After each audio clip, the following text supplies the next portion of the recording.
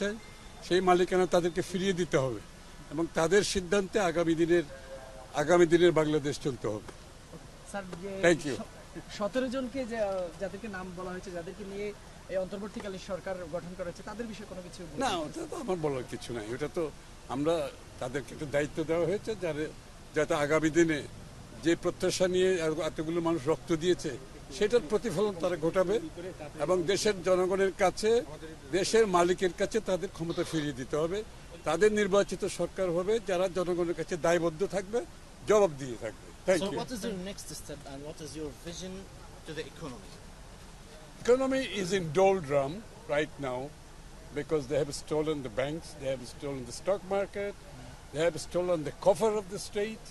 The country, the state of the economy is so dull that we have to start afresh.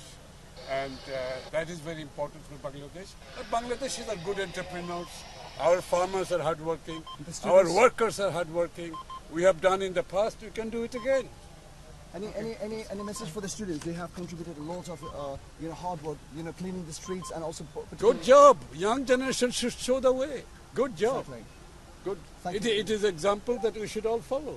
And most importantly, these generations have set up an example for the upcoming future, and perhaps we can expect a lot of things that will happen in the tenure of Dr. Yunus as our chief advisor. Sure. I mean, this is an expectation. This interim government is the expectation of the people to get their ownership back.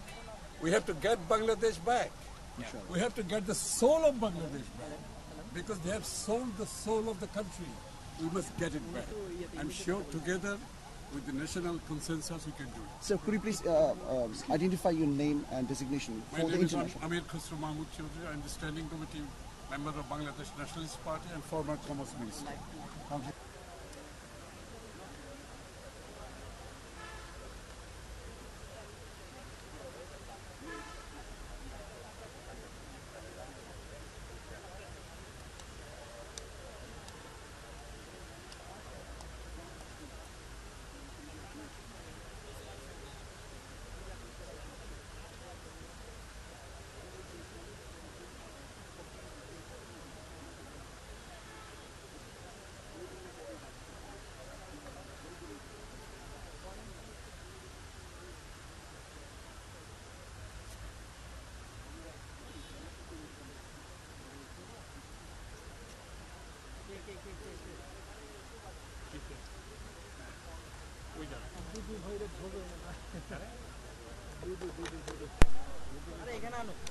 এই ফয়সাল, এদিকে নিয়ে আসো। ফয়সাল, এদিকে এদিকে একটু ভাইকে আসতে বলো একটু।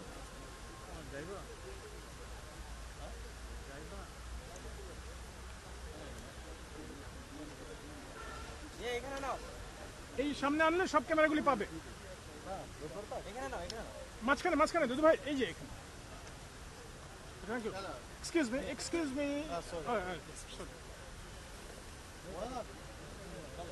বুমান করছো ফয়সাল, বুমান করছো না? একটু একটু একটু একটু বলবো। হ্যাঁ, এই শপথের মধ্যে দিয়ে একটি নতুন পথযাত্রা শুরু হলো, যেটি 15 বছর ধরে দেশবাসী প্রত্যাশা করছিল। একটি অন্তর্বর্তীকালীন সরকারের অধীনে যেন মানুষ ভোট দিতে পারে তার পছন্দসই প্রার্থী। এই জন্য নানান সময় তারা শহীদ হয়েছে, নিগৃহীত হয়েছে, জেলবন্দিত হয়েছে। সর্বশেষ এই দেশের তরুণ সমাজ, ছাত্র সমাজ যে অভূতপূর্ব আন্দোলনের সৃষ্টি করে, তাতে সারা দেশবাসী তাদের সঙ্গে যোগ দেন এবং একটি স্বৈরতান্ত্রিক ফাঁসিবাদী সরকারের পতন হয়। এই পতনের মধ্যে দিয়ে একটা সম্ভাবনা তৈরি হয়েছে। এই সম্ভাবনাকে কাজে লাগানোর জন্য আজকের যে উদ্যোগ নেওয়া হয়েছে এটা অভূতপূর্ব।